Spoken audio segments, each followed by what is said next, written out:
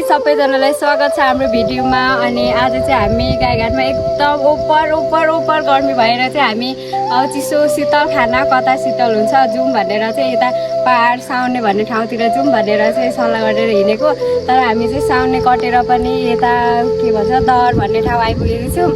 So यो ठाउँ पनि राम्रै छ, हामी एकदम इन्जोय गरिरहेको छौँ। सो अनि अब यहाँदेखि उकालो पनि जाने मन त थियो, तर बाटोको हालत चाहिँ यस्तो रहेछ।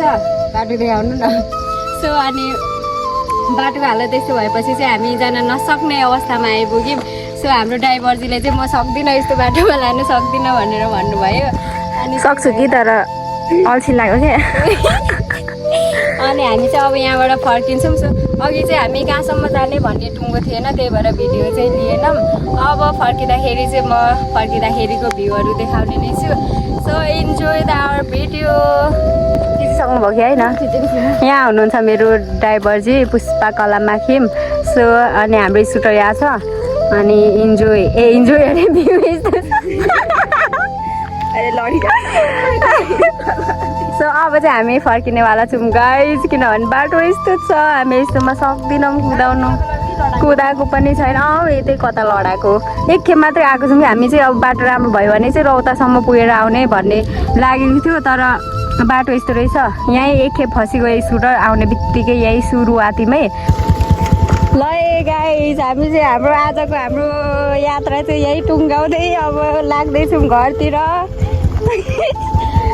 हाम्रो गुरुजीले अब सक्दिनँ भनेपछि मेरो त के लाग्छ र।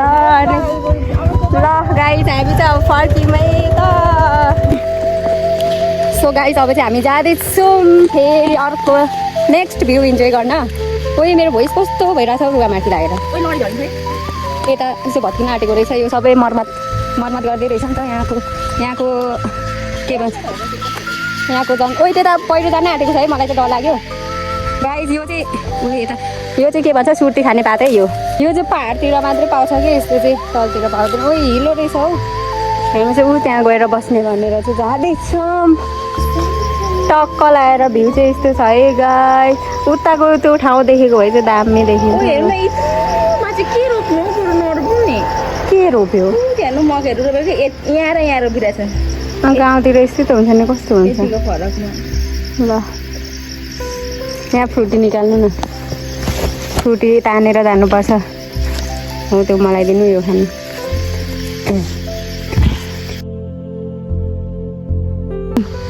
सो हामी चाहिँ माथि डाँडामा आएर बसेको। अनि यहाँबाट देखिने भ्यू चाहिँ यस्तो छ। टक्क लगाएर हामी चाहिँ यो बाटो हुँदै आएको। म्याम साहब स्कुटर ल्याउँदै हुनुहुन्छ। अब चाहिँ हामी टक्क एकैचोटि सरर झर्छौँ तल। के भन्छ होला नामै बिर्स्यो अब। ए साउने। हामी चाहिँ अब यहाँबाट सिधै साउने झर्ने हो, अब कहीँ पनि नरोकिने हो।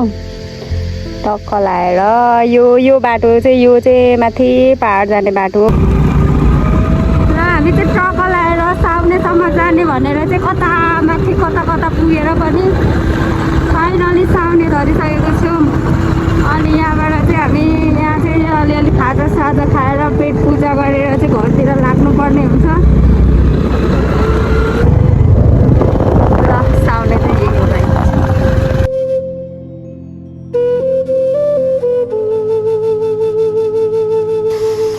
ल गाइस अब चाहिँ हामी चल्दिएको ल गाईघाटतिर टक्क लगाएर।